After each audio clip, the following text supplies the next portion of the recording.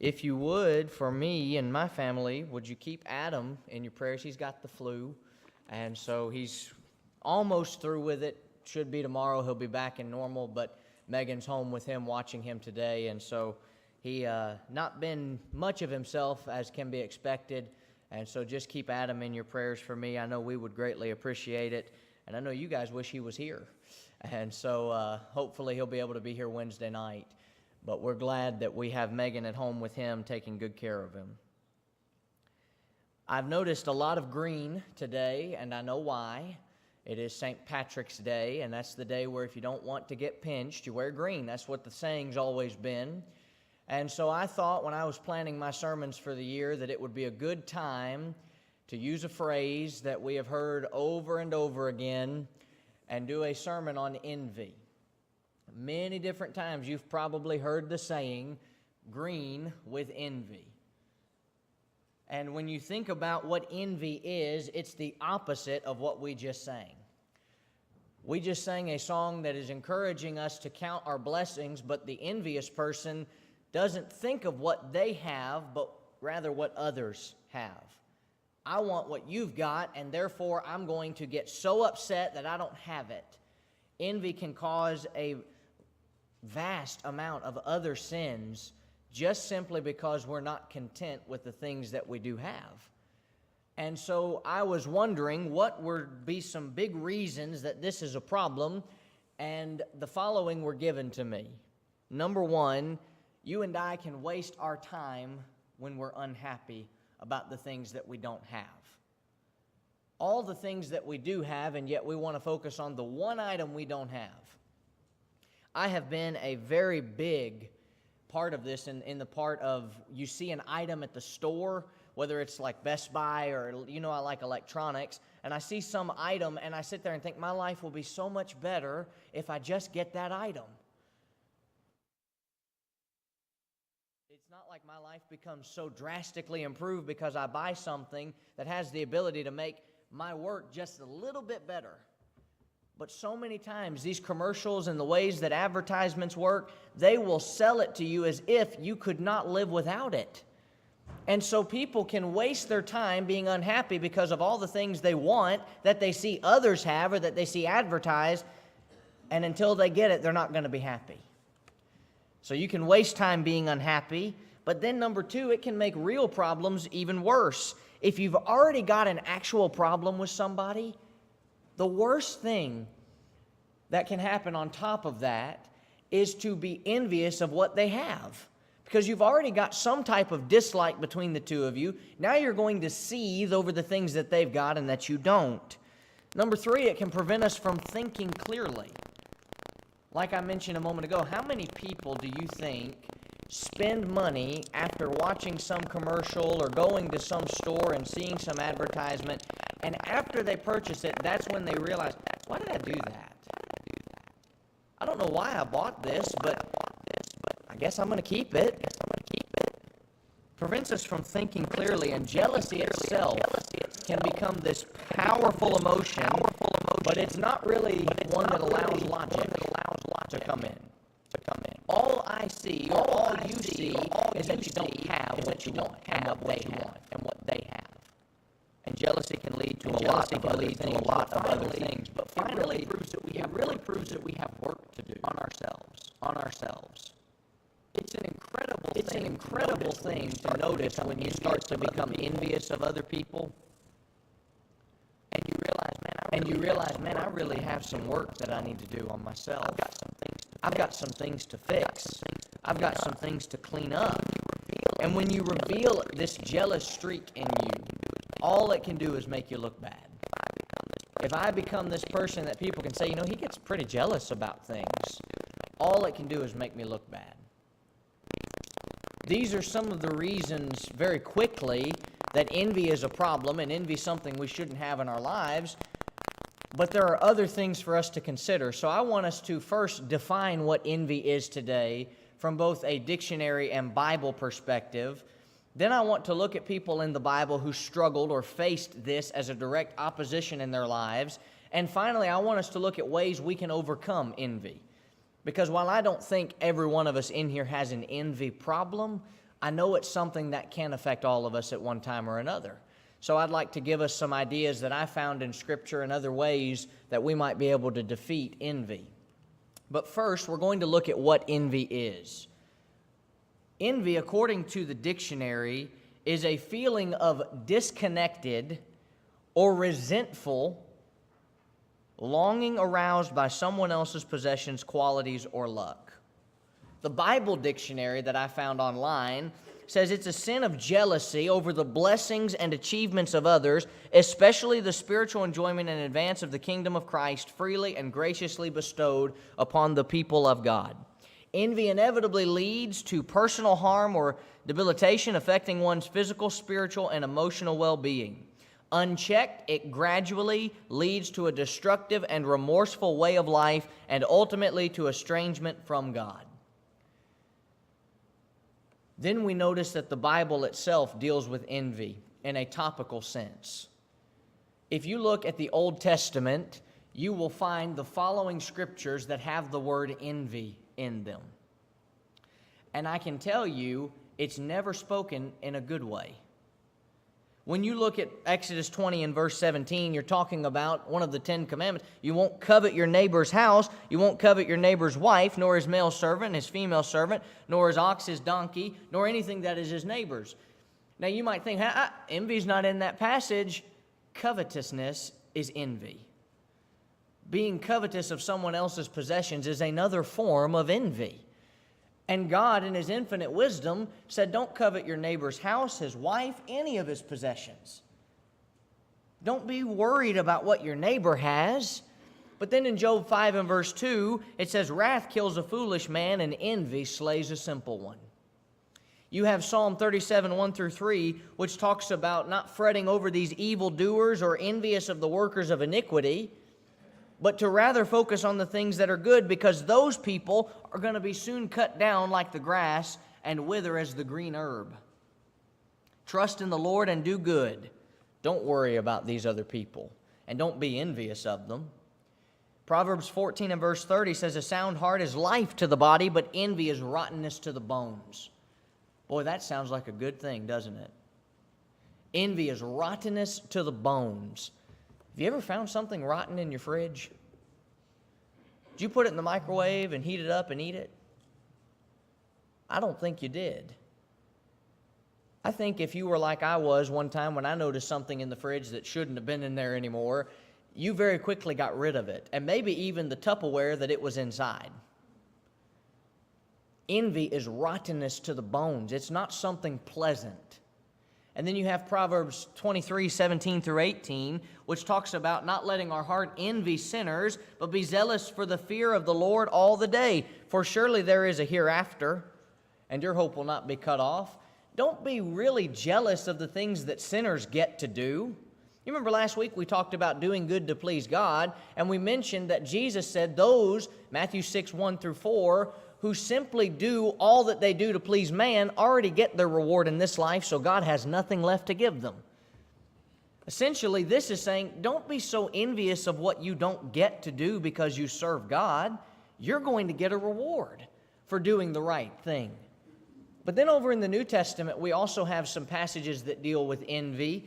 Mark 7, 21 through 22, it says, for from within, out of the heart of men, proceed evil thoughts, and then he begins to list them. Adulteries, fornications, murders, thefts, covetousness, wickedness, deceit, lewdness, an evil eye, blasphemy, pride, foolishness. And then, of course, you know Galatians 5, 20 or 19 through 21, which deal with the works of the flesh versus the fruit of the Spirit. And also James talks about this envying and strife. But 1 Peter 2, 1 and 2 tells us to lay aside all malice, deceit, hypocrisy, envy. Envy cannot be a part of my life then. It can't be something that I allow to be a part of my life. I've got to lay it aside. And what do I do instead? As newborn babes, desire the pure milk of the word that you may grow thereby. That's the purpose. Rather than having these things as a part of my life, I desire the word of God, which is far better. That's what I want. And that's what I'm going to seek.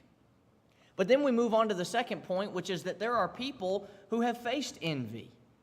Now, we can look at these in multiple different ways. We can first look at it from the perspective of the person who is dealing with those who were envious of them, but we can also look at the people who are envious of that person. So first we look at the Old Testament, and you probably remember Joseph, right? Joseph is one of the chief examples that might come to mind of envy. Not because he was envious, but because his brothers were envious. When you study Genesis 37, you find in verse 5 that there was a dream that Joseph had.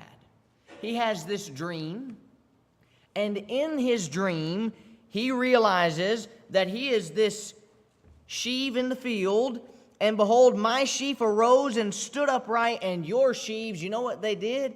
They bowed down to me. Now, I'm not Joseph's brother, but I know if my brother or sister had ever said that, I wouldn't have taken it very kindly. You mean to tell me that you think you're so great that you were a sheep that we all bowed down to? And that's exactly the response that they said to him. Shall you indeed reign over us? Isn't it funny with hindsight that what happened when the famine arose in the land and Joseph's brothers came to Egypt? They bowed down to him. And they looked at a man who reigned over them. But this dream is part of the problem, but don't forget this either. Joseph was loved more than any of his brothers, than any of his siblings. I've often said, and I've said it while we've been studying the book of Genesis, that Genesis is a book of family problems. It is a book that really, if you want to know how not to handle an event in the family, read Genesis and do the opposite. 9 times out of 10. And one of the things I learned from Joseph's parents is that favoritism can be very harmful in the family. Because Joseph is given this coat of many colors, and no one else in the family got one. Joseph is treated with love and respect, but where did Joseph's father and mother, where did they really learn that? You can go all the way back to even Jacob and Esau and figure out that there was favoritism involved in that family. It continued on. And this favoritism that is now shown to Joseph is one of the reasons that there is this intense hatred formed for him by his brothers. So much to the point that in verse 18 of Genesis 37, they see him afar off and they say this, you know what? Let's kill him. Now, I had quarrels and strife with my brother and sister, but I never seriously contemplated killing them. And I'm pretty positive they'd say the same. Yet his own brothers are sitting there saying, you know what we ought to do? We can eliminate Joseph once and for all by just killing him. In fact, they said, look, this dreamer's coming. Let's kill him, cast him into some pit, and we'll say some wild beast devoured him. Dad will never know what happened, and we'll get rid of him. And you have to think, while it's wrong for them to be at this point, you have to think they probably hoped that their father would love them again and more after Joseph was gone. Part of their envy was a direct result of what their mother and father had done to Joseph and how they had treated Joseph. But that doesn't excuse what they were doing or what they were thinking. But notice Reuben in verse 21 hears it, and he delivers him out of their hands, and he says, well, let's not kill him. And if you're reading this for the first time, you're thinking, yes, okay, Reuben's going to talk some sense into them. And Reuben says, you know what? Shed no blood, just cast him into this pit, and we'll decide what to do with him later. Reuben, that's not that much better. Yeah, you're going to spare his life, but you want us to throw him down into a pit, and then we're going to see what we're going to do with him later? And then later, it comes in about 4 verses in verse 26, and there is a selling of Joseph into slavery. Oh yeah, Reuben, you really did a good thing for Joseph, sparing his life and then turning around and selling your own brother into slavery. Now, I know that it was good that they didn't kill Joseph, but what they did is not like they can be called saints for doing it. Their envy drove them to a point where they sell Joseph into slavery. And of course, as you know the rest of the story, Joseph goes to Egypt, becomes a prominent figure, and like we mentioned a moment ago, deals with his own brothers when the famine comes. And essentially, if you could say it this way, he gets the last laugh on his own brothers. But then there was Leah. In Genesis 29, 30 through 35, you have Jacob. We know Jacob loved Rachel more, and that's who Jacob wanted to marry. And we know that Jacob's father-in-law did a disservice by making him work 7 years and then lying to him. Now, I want to tell you, I have heard it said that this father-in-law, the father of Leah, knew her value. I don't think that's true. I think the father-in-law, based on what we study, knew the value of Jacob as a worker and decided to trick him so he could get more labor out of him. Because a true person that understands value would have said up front to Jacob, "But what about my daughter Leah? Why don't you want Leah? Leah's a really good girl. Let's have you marry Leah." That's not what he says. He, the entire 7 years, tells him, "I'm going to give you Rachel. You're going to get her." And then on the wedding night, he realizes this is not Rachel. And he's told by the father-in-law, "Well, work for me another 7 years and you'll get Rachel too."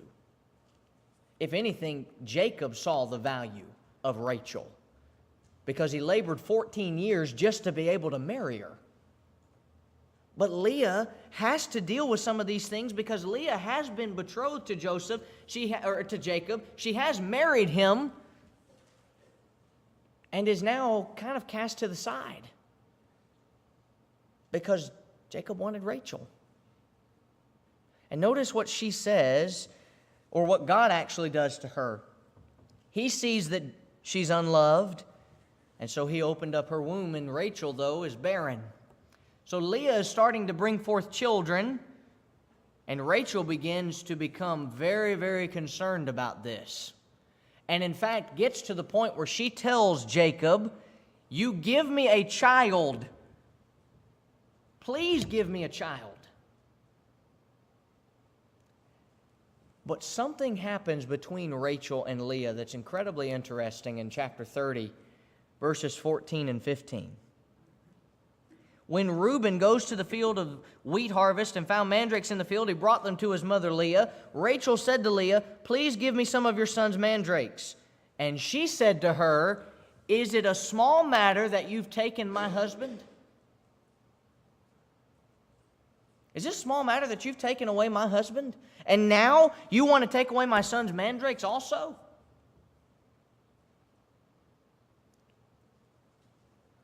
Leah has this jealousy within her because she wanted to be with Jacob.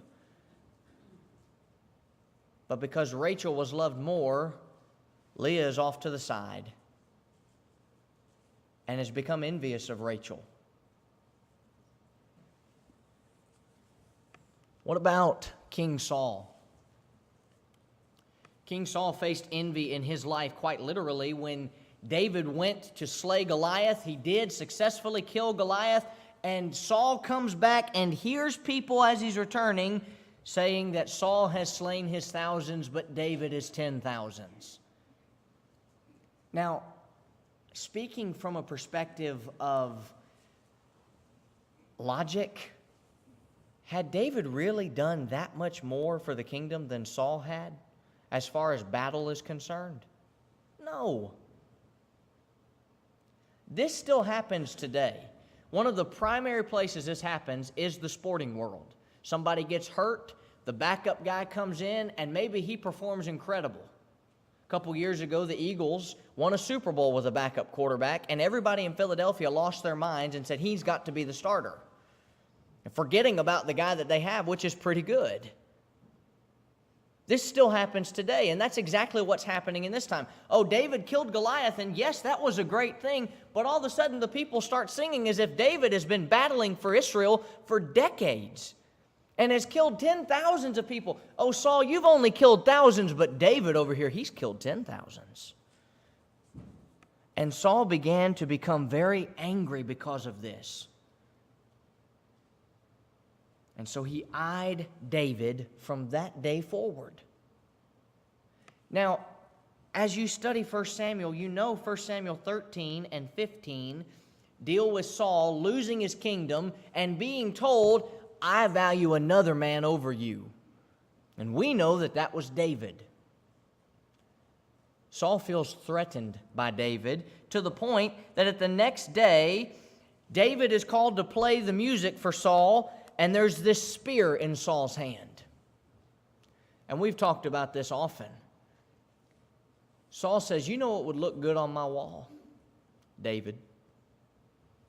I'm going to throw this spear, and I'm going to pin him to my wall, and he's going to become artwork for me.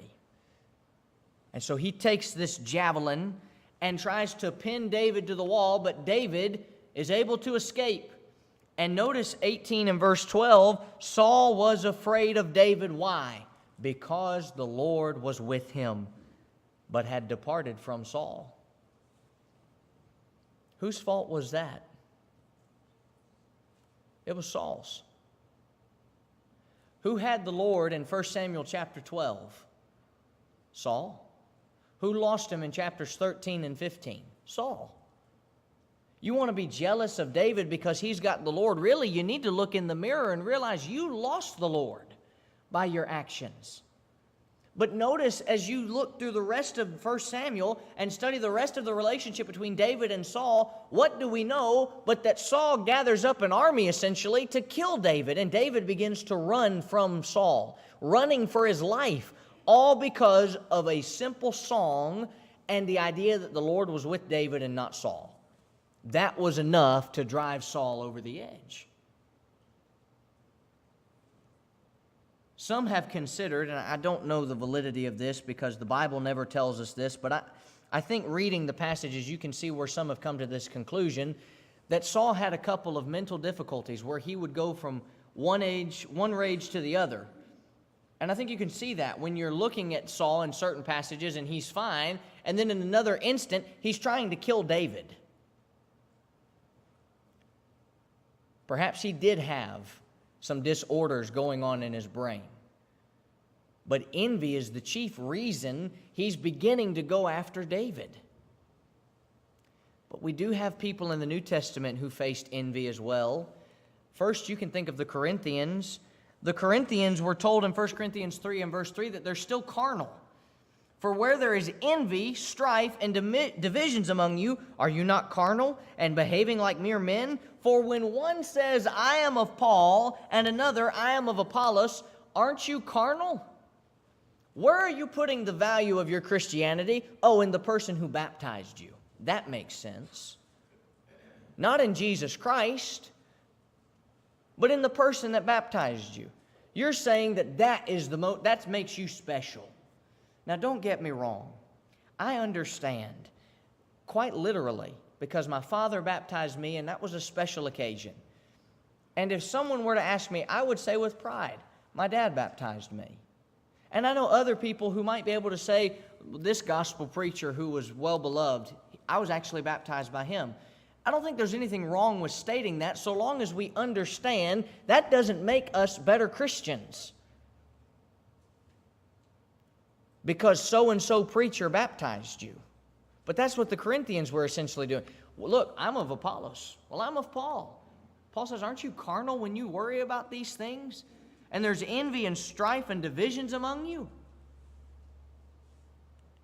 But Jesus also faced envy because Pilate asks Jesus a series of questions, and after he finishes talking with Jesus, he determines Jesus is an innocent man, so he goes to the people and says, do you want me to release to you the King of the Jews? And verse 10 tells us exactly why he said that. He knew that the chief priests handed him over because of envy. You want to know the real reason Jesus died? As far as why he was delivered up by those people, I know the real reason he died was for our sins, but one of the chief reasons he was delivered up to be crucified by those who delivered him was they were envious of him and his following. And it drove them to a point of killing a man who didn't deserve to die.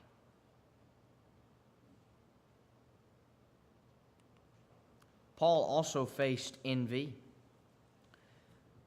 In Acts 13:44 and 45, on the next Sabbath, almost the whole city came together to hear the word of God.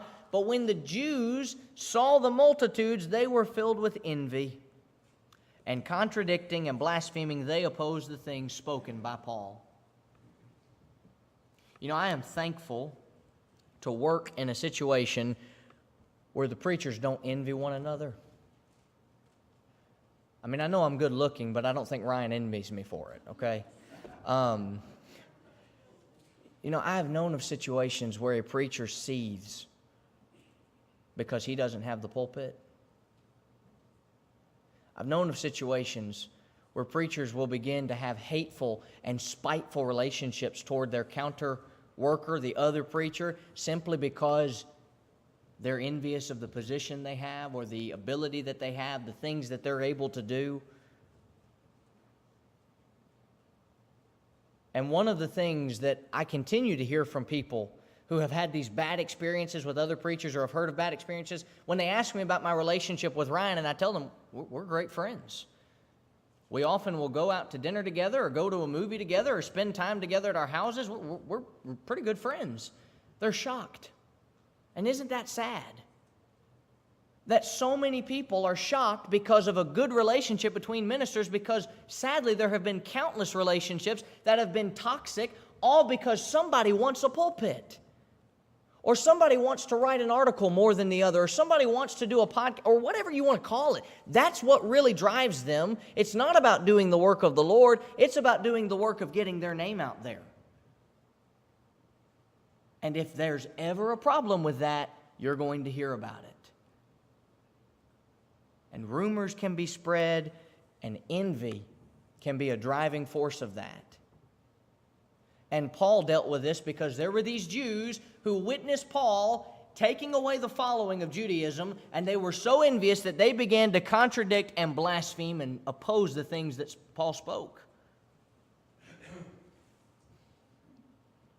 What they should have done was heard the truth, obeyed it, and then they too could have turned and preached the gospel. This is not a competition. We're just trying to help people get to heaven. So how can we stop it? I think first we can look at some tips. Number one is to deal with disappointment. I don't get everything that I want. I can't. Deal with disappointment. We can learn to live with disappointment. I've often heard parents tell their children when they say, I want this, tough. Sorry. Life's full of disappointments. You'll be okay without it. I can remember being a little boy going through the grocery store with Mom, and we'd pass that dreaded toy aisle that parents don't want to tell their children exists. And we would pass that, and I would recognize it and say, can we go down there? No. But I want to get a toy. Well, we're not getting a toy today. But I want one. Tough. I made it home, and I actually managed to continue living even though I didn't get that item. I can deal with disappointment. I will not always get everything in life. You may not get the job offer that you want. You may not get the opportunity to do that thing you've always wanted to do, but it doesn't mean your life is worthless now. Sometimes God may have a better thing in mind for you. You can learn to deal with disappointment. The second tip is to deal with our real desires.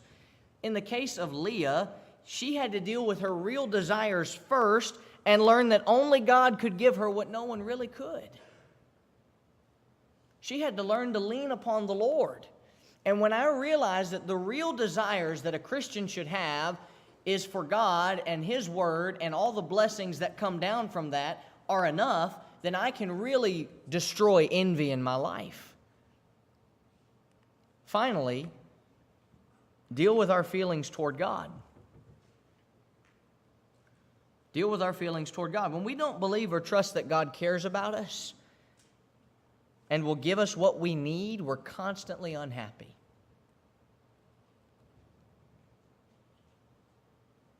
Did you eat last night? Most of you probably did, right? Did you eat the most favorite meal in the world? Perhaps not. Boy, that must mean God doesn't care about you, huh? Didn't let you go to your favorite restaurant and spend a ton of money? And you eat at home last night? I did. Had spaghetti. It was pretty good. I would have rather had a steak. But I was fed. And I was content. And when I realized that God does take care of me, even if it's not the things that I think I need, I can deal with those real feelings toward God and realize God does take care of me. I might eat a peanut butter and jelly sandwich for the next 8 days, but I'm fed. I might live in a one-bedroom apartment because my house burns down and I can't get another one at this moment, but I have a place to live. I may only have one good outfit to wear to church, but I have clothes. You might have seen the picture of the individual who is looking at someone, they're in a beat-up car, and they're looking at someone in a really nice car and say, man, I wish I had that car. And then off to the side, they show someone on a bike who's looking at the beat-up car saying, man, I wish I had that car. I've seen a new one now that shows this person up on this balcony type in a wheelchair saying, I wish I could drive and go anywhere like they can. You know, everybody desires something else, but we don't often sit there and think about what we've been blessed to have. The person in the beat-up car has a car. They got a way to get around. The person on the bike has a way to get around. It may not be what they want, but they've got transportation.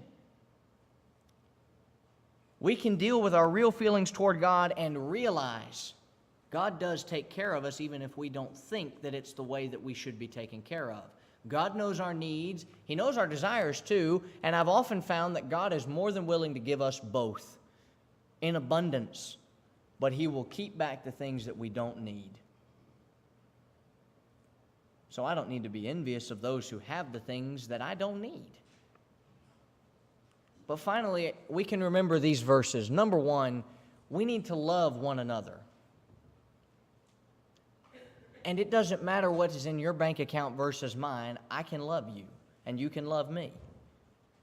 It doesn't matter what stuff you have that I think is really, really cool and I would love to have. I can love you, and you can love me. I'm commanded to do so. And true love does not envy. It doesn't know what envy is. And so when I love my fellow man, not just in the church, but even outside in the world, I will not see someone who has a nicer car than I do, or more money than I do, or a better type of living than I may have. I will see someone who has a soul,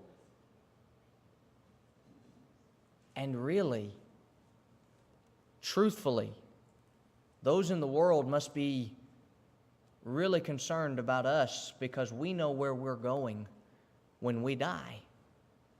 Like last week, my value is not found in man, but it's found in Christ.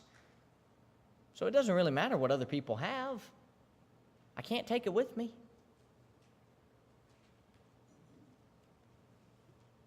There is a word that is not found in the dictionary, but I think is a word that all of us should know, and that is compersion. One of the chief ways that we can actually deal with envy is compersion. Now, it may not seem like a real word to you, and it is not found in the dictionary. But its definition that I found in an article when I typed in, how can we defeat envy? This was one of the articles that popped up, and I was very interested by it because I'd never heard of this term before. Compersion is an empathetic state of happiness and joy experienced when another individual experiences happiness and joy. The word does exist in other languages. In Sanskrit, it means the pleasure that comes from delighting in other people's well-being, and in Norwegian, it means to be happy on someone else's behalf.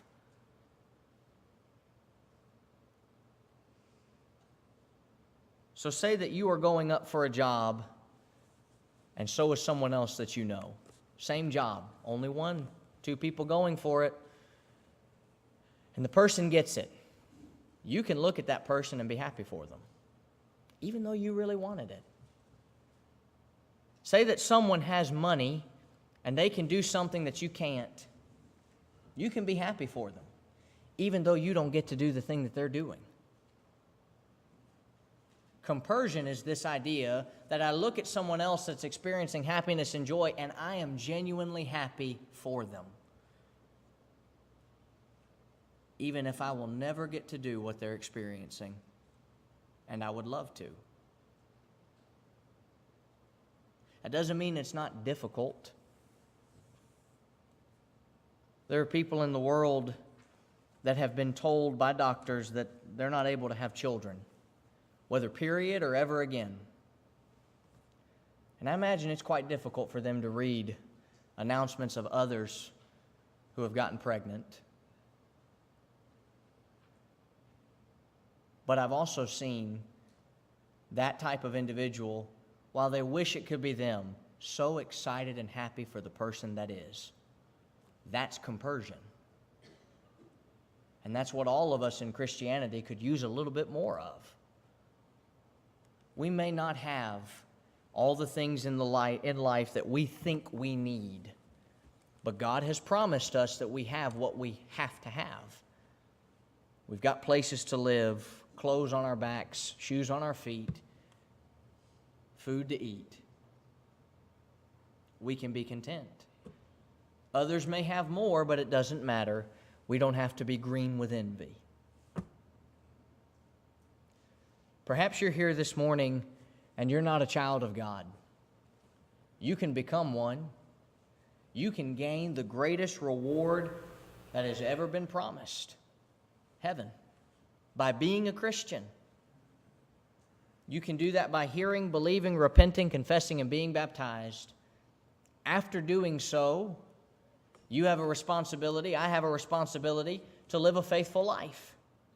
Perhaps you are struggling in doing that. You can make your life right with God and be put back in a good standing with the Lord, ready to face the judgment.